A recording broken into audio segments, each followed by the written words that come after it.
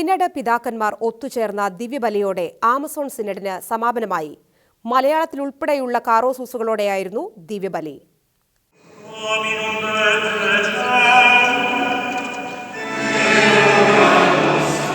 Synod പിതാക്കന്മാർ ഒത്തുചേർന്ന വിശുദ്ധ ബലിയോടെ Amazon സിനഡിന് സമാപനമായി.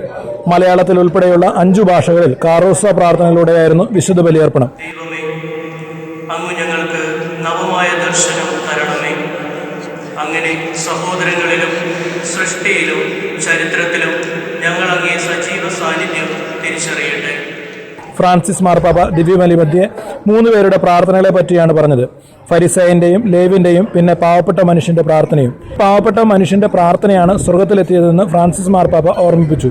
നമുക്ക് ചുറ്റുമുള്ള പാവങ്ങളുടെ പ്രാർത്ഥന കേൾക്കാനായി നമുക്ക് പരിശ്രമിക്കാം എന്ന് പറഞ്ഞാണ് ഫ്രാൻസിസ് മാർപ്പാപ്പ തന്റെ സന്ദേശം അവസാനിപ്പിച്ചത്. ആമസോൺ സിനഡിന്റെ സമാപനത്തിന് ശേഷം വത്തിക്കാനിൽ നിന്നും ഷക്കേന ന്യൂസിന് വേണ്ടി ഫാദർ ജിയോ തെരക.